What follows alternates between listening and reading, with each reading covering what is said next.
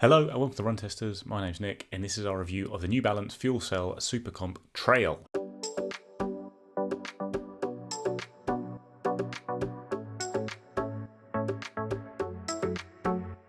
So the SC Trail is New Balance's carbon plate trail racing shoe. It takes a lot of cues from the FuelCell SuperComp line of road running shoes from New Balance, things like the SuperComp Trainer, SuperComp Elite V3, but makes them all a bit more trail suitable. It's expensive, it's £200 in the UK, $200 in the US. It weighs in at 266 grams or 9.4 ounces in my UK size 9. It has a 10mm drop from heel to toe, and I've seen the stack listed as 36.5 at the heel and 26.5 in other reviews, but New Balance themselves haven't actually listed the stats, so I can't confirm that for sure. So like I say, you've got some elements in the SC Trail that you have from New Balance's road shoe. So that's things like the fuel cell foam, the Energy Arc rocker, the carbon plate, but they've been adjusted. So the midsole of the SuperComp Trail has two layers of New Balance's fuel cell foam, with the bottom one being a bit firmer to create a little bit more stability.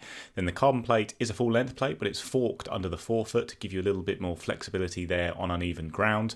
And then the rocker is not quite so pronounced as on the road shoes, and part of that is the fact it's got a much higher drop. It's a much more of a snap through shoe than a rolling rocker shoe, I'd say. You have a woven upper with denser sections and a little bit of extra protection ththrough overlays around the forefoot and around the sides of the upper, and then a slightly more breathable section on top of the foot there. And then you've got a Vibram outsole with 4mm lugs. They're quite flat, broad, smooth lugs, so they're pretty good on hard ground as well, but they're reasonably deep. There's a little bit of bite there for soft ground, so it should be fairly versatile in terms of the terrain it can tackle. There's also a cutout on the bottom of the shoe which reduces the weight a little bit and shows off the carbon plate, and is destined to be a rock magnet for those who run on gravelly tracks.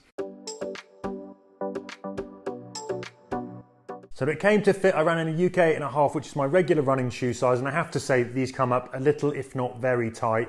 If you're being generous, you'd say they had a race fit, but this feels like a shoe that you'll almost certainly want to go at least half a size up in, particularly if you're planning to run ultra distances. For the shorter 10k trail efforts, I could just about get away with the fit here, but it was really locked in, and for anything longer, I think most runners are going to want a little bit more room across the top, in the toe box, and lengthwise as well. So the fit is a big thing with the SC Trail because this is a very snug shoe in my experience. So I'm a UK 9, which New Balance is a US 9.5. Some other brands is US 10. So New Balance shoes occasionally will come up a bit short, and especially with their racing shoes, I've had this problem in the past with the original Rebel and the original SC Elite as well. It was RC Elite at that point. They were both very short shoes, very cramped toe box, and that's definitely the case for the SC Trail for me in my normal size. I think it's a narrow shoe as well. I found it just way too short in the toe box. It meant that if I was going to run fast or run down hills, it was pretty uncomfortable to use. I was bashing my toes into the front of the shoe a fair bit. So I think it's one you really do have to size up, and I'm not even sure that would fix all the issues because it is quite a narrow shoe as well. So if you're looking for a nice wide spacious toe box to use the shoe for ultra marathons, you do not have it here, I'd say. And I found that it was very restrictive in my normal size. I think I could probably go half a size up and be okay because I do have a narrow foot, but in general, look out for how snug this toe box is, especially if you have very long runs or steep descents in mind. Now for my run test, I've covered just short of 50 miles in the New Balance SC Trail. That includes mixed terrain, road and trail marathon race test. There's a video up on the channel about that, which you can find. Go and check that out if you want to see it, how that went. I've also logged some shorter 10k efforts. Most of that has been on rolling groomed trails rather than anything majorly steep, mountainous and technical. And I tested it at a mix of paces from ultra slow and easy through to marathon pace and faster right up to like a 5k trail pace. Now I think there's a lot to like about this shoe. To me, for a trail shoe, they feel light, compact, agile. I think they're nicely nimble. I think they're great for picking your way with precision along the trails. The midsole is nicely balanced, and there's a bit of that SC Elite punch underfoot here, with more than a smattering of lightweight road shoe agility and response thrown into the shoe. In fact, there's definitely a sense that this is a bit like an SC Elite but tweaked for the trail. So if you liked that road shoe and you raced in that, I think you might enjoy this when you go over onto the trails too. There's obviously changes that make it work on the trail.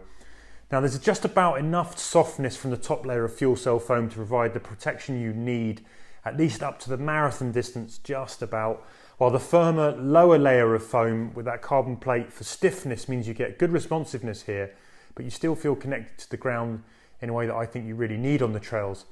Though sometimes on tired legs where I wasn't landing with as much precision in that marathon test towards the end, for example, I found them a bit wobbly and I lost a bit of stability. Maybe that was just the way that I was moving rather than the shoes, but I did notice it. But for a trail marathon on mixed terrain, like the New Forest Marathon, where it's a combination of compacted forest paths, some grass sections, some wet muddy bits, and a good chunk of road, this shoe ran remarkably well. And beyond the fit, I was really kind of happy with how it enabled me to pick up the pace when I needed to. Durability looks solid to me as well. I can't see any worrying signs of wear after 50 miles, and they feel robustly built. The uppers look like they're pretty tear-proof to me. And though there's a thinner than the full layer of Vibram Mega Grip on the bottom, the light base outsoles also look pretty strong too.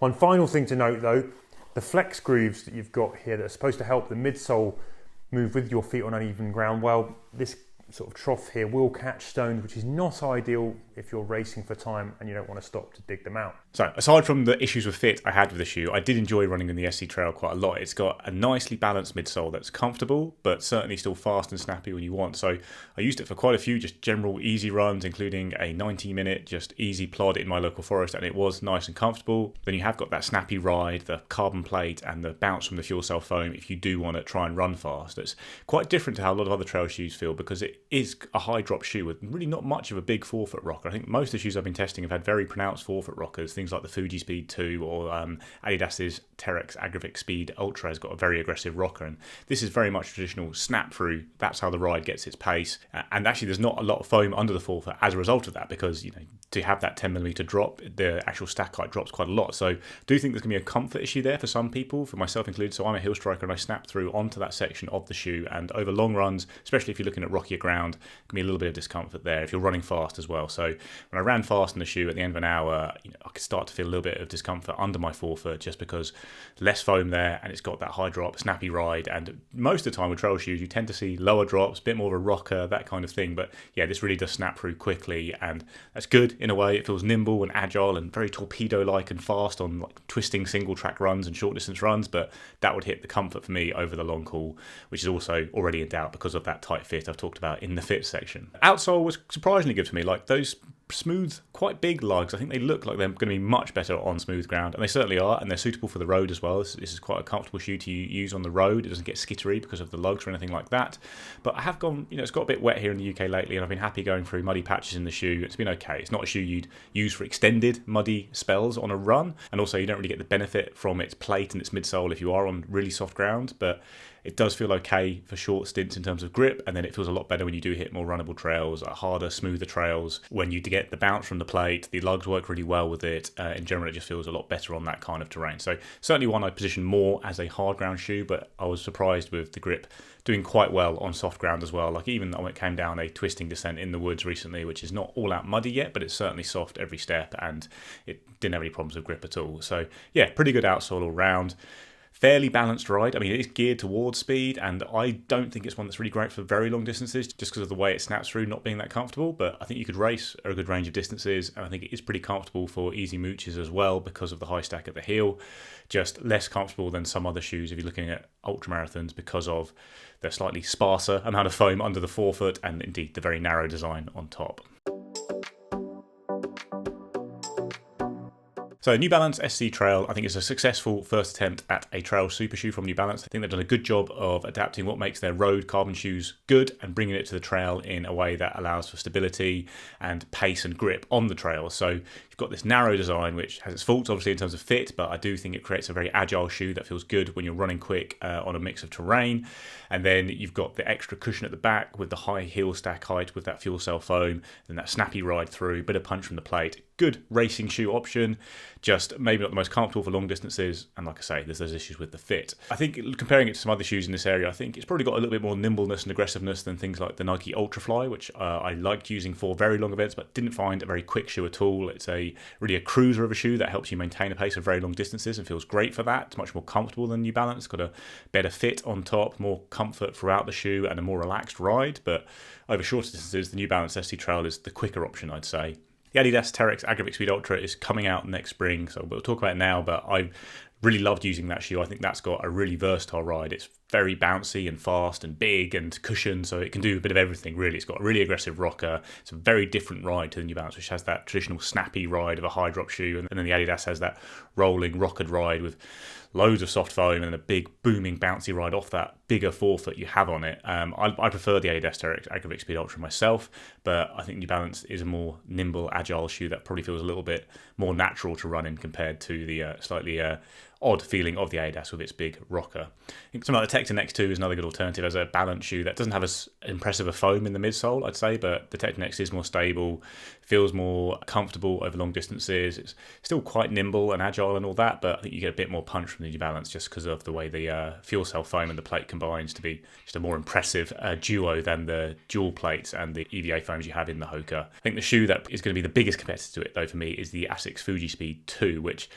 is a really good carbon shoe, but it's billed as a much cheaper option to all the others because it doesn't have Asics' best foam in it, but it still has a good foam in the midsole, full-length carbon plate, a much clearer, more pronounced rocker than New Balance, and I think that helps with comfort, but also actually helps with speed. I prefer the rolling, rocking motion you get from the Fuji Speed, which I think is a really fantastic fast shoe for the distances I'd use New Balance for. So I don't think I'd really want to take the New Balance up to marathons or ultra marathons myself, just because I didn't find it the most comfortable either in terms of fit or the ride, whereas the Fuji Speed is firm for sure, but it's got a more comfortable upper fit, and I find it probably more comfortable underfoot because it has a much more rockered ride with a less snap through onto the forefoot, which is what gives me a little bit of discomfort with the New Balance. So Fuji Speed is cheaper. I think it's as fast. I think the grip is equivalent. The fit's a bit better on top. It's not as exciting a foam, but actually in terms of performance, I think the foam in the Fuji Speed does just as well all round given the geometry of the shoe. So I would be picking up the Fuji Speed ahead of it if you're looking at kind of a general fast trail shoe for mixed events and training. And then if you're looking at ultra distances, I would look at the Ultrafly, the Tecton X2, or the when it comes out, the Adidas shoe instead of it as well. So I do think New Balance is a really good shoe, but it's just not my favourite ride. But if you do like that more traditional, snappy, high drop feel, like you like it in road shoes, then you're going to find it here on the trails. It's just not always the best feel on the trails, I find, especially if you're someone who's going to do a lot of rocky running. It just maybe ends up a bit too aggressive and firm over time, potentially. Verdict then, well, that tight fit aside, I think the New Balance has made a good shorter distance, faster effort trail shoe here. Overall, I'm a fan, and as a fan of firmer, stiffer shoes, I enjoyed my miles in them. And it's a shoe that I definitely consider for runs and races where I'm about to kind of go out and attack really runnable trails. Now in my test, they also did a pretty good job of a mixed terrain marathon distance. However, after that marathon test, I think the directness, the tight fit made me question whether or not I chance these shoes over anything longer. An ultra trail distance, probably not. If you like a bit more cushion protection under the forefoot, these might be a little bit direct for anything other than those shorter, faster efforts. Now I think these are more responsive and all-out racier than things like the Speedgoat or the Tecton X, but you get a bit more protection from those shoes. I think those shoes offer considerably more room as well, and if you like roomy shoes, I also think the SC Trail might not be your best bet depending on that sizing, going half size up. I don't think I'd choose them to run an ultra, but I'd like to try half size up before judging their ultra credentials fully. Now I've not tested the new Adidas and Nike plated trail shoes, so I can't comment on whether or not these plated options are better, but the one thing that perhaps puts me off the SC Trail is the price. At £200 it's pretty punchy and one of the more expensive trail shoes, and when I'm investing in trail shoes these days, I want to know that one pair will handle pretty much everything I'm going to throw at it. If going half a size up fixes the fit issue in these and gives them a little bit more versatility, then maybe these become better do-it-all trail shoes. But for now, that longer distance versatility that I need in going ultra is perhaps missing, and I'd probably reach for a Tecton X2 first. Caveat here though, I'm rarely all-out racing on the trails, but I also don't really want to end up in a world where I need 3 different trail shoes. I'd rather just have one. If you're like me, where comfort trumps all-out speed, then I think you might be better off with a more forgiving shoe.